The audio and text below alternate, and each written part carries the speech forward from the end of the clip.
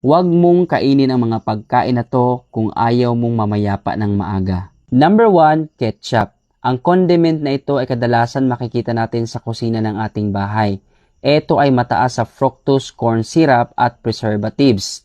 Ang sobrang pagkonsumo nito ay pwedeng humantong sa obesity o labis na katabaan, diabetes at heart disease. Number 2, chips. Ito ay nakaka-addict. Kung alam nyo lang, ito ay pinirito sa sobrang init na mantika kasama ang mataas na sodium. Ang combo na to ay maghatid sa iyo ng high blood pressure, cholesterol issues, at heart problems. Number 3, margarine.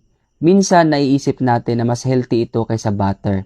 Pero kung alam lang natin, ito ay punong-puno ng trans fats na nakakapagpataas ng bad cholesterol at pababain ng good cholesterol na humantong sa heart disease. Number 4, pasta. Ito ay masarap. Habang ang white pasta ay mataas sa refined carbs at walang nutrients, nakakapag-spike ito ng iyong blood sugar at pwedeng humantong sa obesity at type 2 diabetes.